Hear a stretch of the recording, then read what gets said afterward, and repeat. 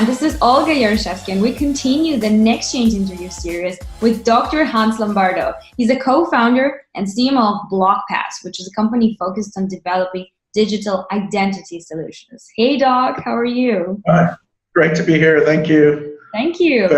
Let's start with the good news. I heard that Blockpass has just announced the integration of digital ID services into Waves blockchain, right? Can you tell me more?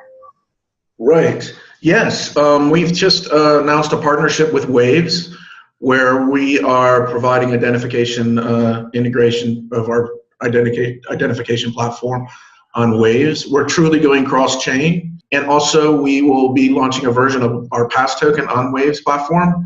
Of course, I don't know if you know, but our pass token is a KYC-forward token. So there's an element of verification involved in the actual pass token as well as the application itself. Yeah, so I mean, it's very much, it's a demonstration of our effort to go to different blockchains and to try to provide a solution that's cross-platform, cross-chain. Sorry for the noise. It's okay. So it's going to be a part of the KYC procedure, am I right? Yeah, it's basically a KYC as a service solution, but it's user-centric, it's self-sovereign. So the idea is that we don't keep any data on the user, and the user decides on who they decide to send the data to, whether it's a cryptocurrency exchange, virtual bank, payment system, or a wallet. We've integrated with wallets as well, such as the Infinito wallet. So apart from Waves blockchain, which other chains do you support? I mean, we're basically blockchain agnostic, but we originally built it for Ethereum. We're discussing it with other chains. That's sort of in the pipeline. We haven't confirmed it. Waves is really the second blockchain that we've partnered with, and we're very happy. They've got a great team, and they've got a lot of things that they're working on. But we've integrated with various cryptocurrency exchanges, including Bitfinex's Ffinex, as well as Infinito Wallet, and we're have partnerships with Token Economica, as well as Legacy Trust, which is a digital asset custody provider. So, but we're getting a lot of also mainstream interest as well from virtual banks, payment systems, casinos, hotels, and even broker system integrators for traders, mainstream traders.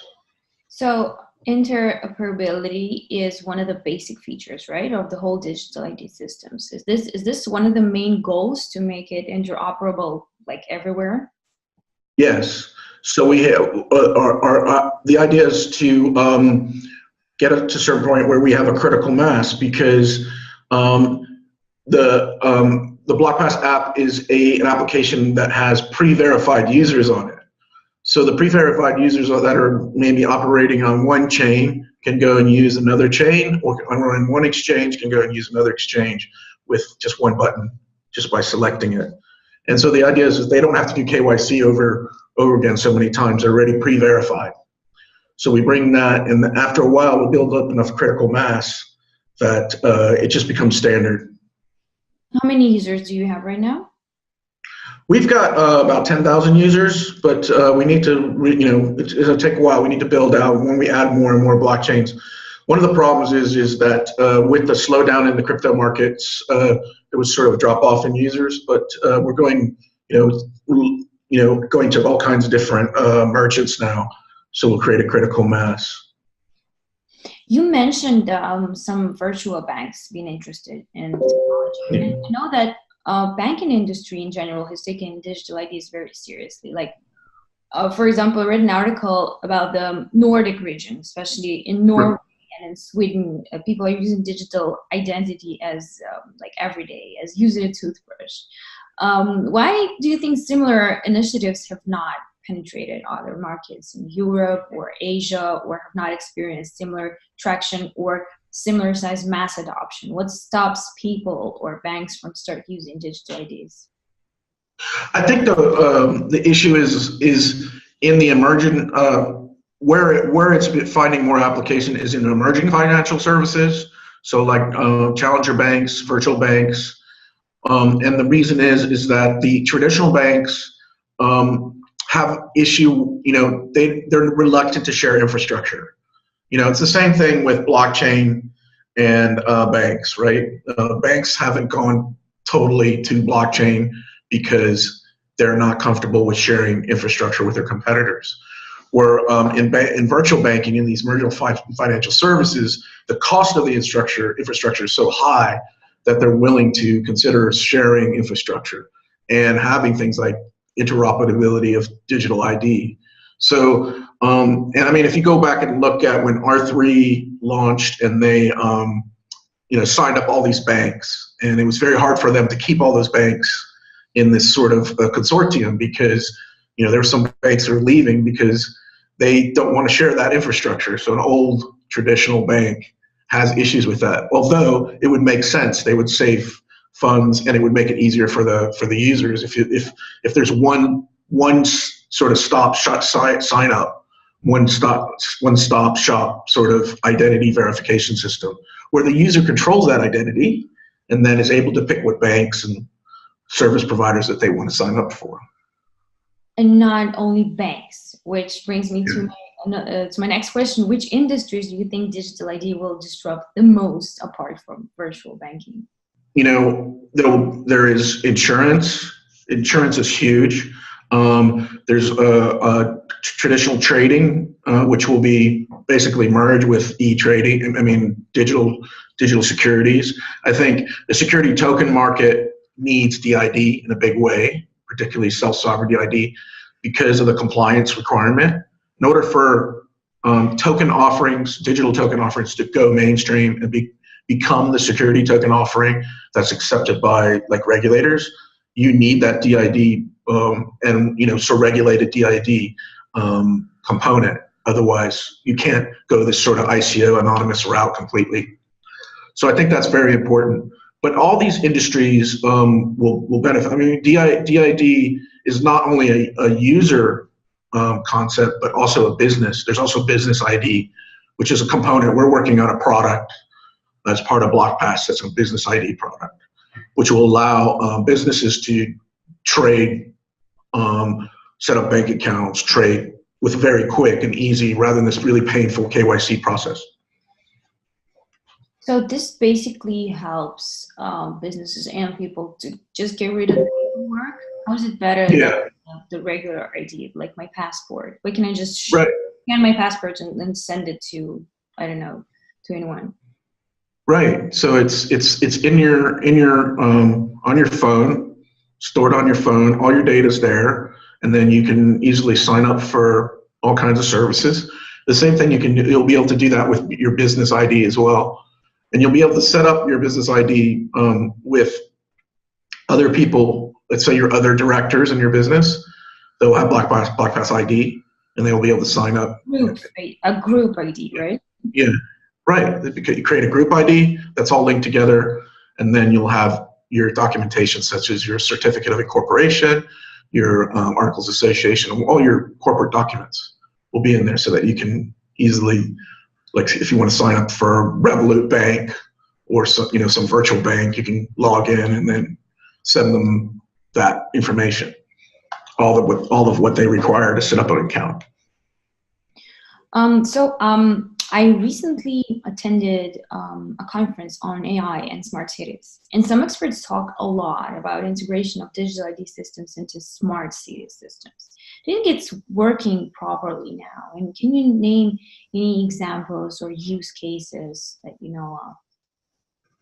Well, I mean, the danger in AI. I mean, there's a risk in using AI to a certain extent, but AI can also help with sort of the logic of some of these systems and making sure that there's not errors. It can also spot like fraudulent documents and it can be used for that. So that's sort of the application where that can be used. It can be used to, particularly machine learning, can be used to weed out problematic errors in sort of for example, when an ID is scanned or passport is scanned, AI can help prevent the sort of errors that happen with machine scans. So that's definitely being used already by various verification providers. So I think I mean more. I think I mean wider systems like a smart city system. When a digital ID is integrated not only in let's say a financial system, but in transportation, logistics, healthcare. So if once you have a digital ID, you are basically logged in any system and inside a smart system. Yeah, that's true. I mean, some examples are there's a biometric component or a facial recognition component where let's say you want to check into your hotel room. You don't need to go to the front desk. You just walk up to you're given a hotel room number. You walk up to the hotel room and there's something that scans your face and you're able to go into your hotel room, check in that way.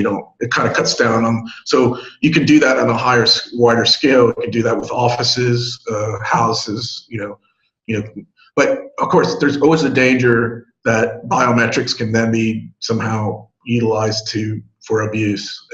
But it's definitely something that's going to happen. It's already being implemented in many ways. Where and there are for example, there are hotels that have come to us and talked to us about using Blockpass in that way, where we create an ID sort of digital ID, and then you're able to just check into your hotel room without much difficulty, seamless.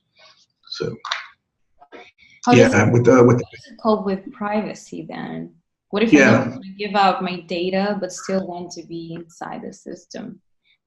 Well, the way Blockpass does it is that we don't keep any data. So Blockpass itself, the application, doesn't keep data on the user. So the merchants may have to because it's the regulator requires it. But in the case we're developing more technology where we use things like zero knowledge proof, where you can give a certain amount of information. Maybe there's a facial recognition component, and that's all the information you give, and that data then is at some point deleted from that system or removed from that system. We have a lab that we invested in a university in Scotland at Napier University. It's called the Blockpass Identity Lab, and one of the technologies that we're working on is proof with the deletion of data, which means that if you have data on, for example, on your Facebook account or your Google account, you want to close it down, you'll be able to prove that that data has been deleted and removed, or you can pull that data back. So these are the types of technology that are going to be, as well as the zero knowledge proof technology. Now, zero knowledge proof technology is basically you're only giving bits of information that is enough data to prove that you can be authenticated, and then you're able to use certain services. So that's kind of the future.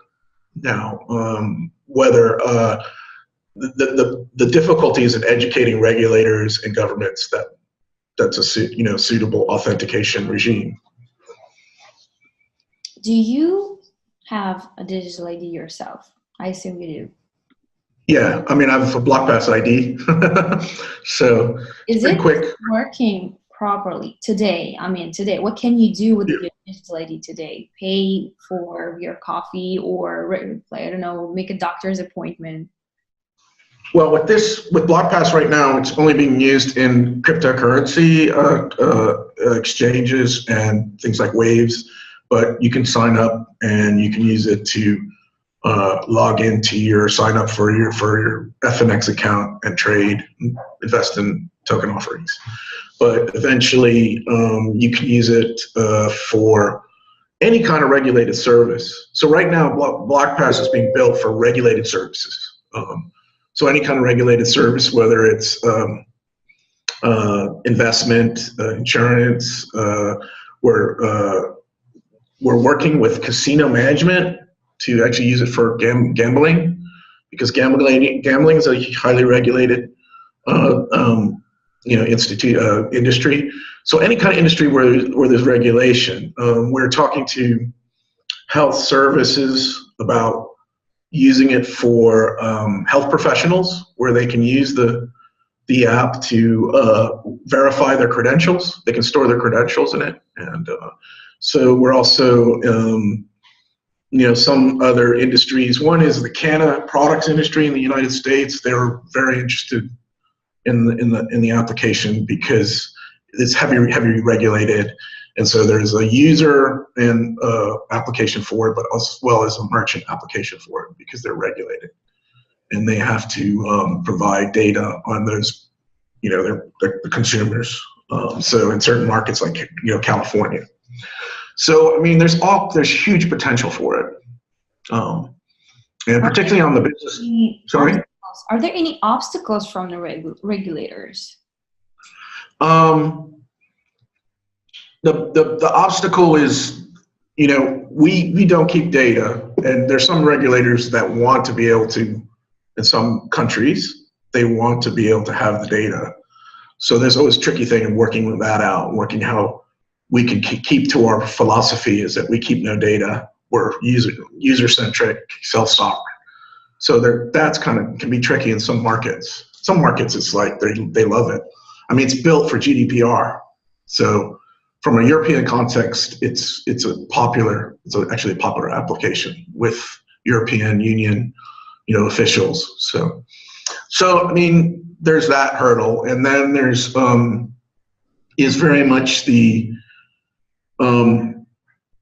user-centric concept is not popular with all sort of large corporations who want to have the data. So you have these large corporations. Most of the data on the internet is centralized. It's controlled by corporations. Big internet companies and credit bureaus and things like that. And they're resistant to this. They don't want the user to be in charge of their data. So there's that hurdle as well. But ultimately, it's going to be a struggle but we think we can persevere, and we think we can get a lot of other DID service providers to form an ecosystem where we can sort of bring about this change. Looking forward to it. Okay, Hans, thank you so much, and I'll see you soon. Thank you, Olga. Thank you. Thanks. Thank you so much. Have a good day. Thank you.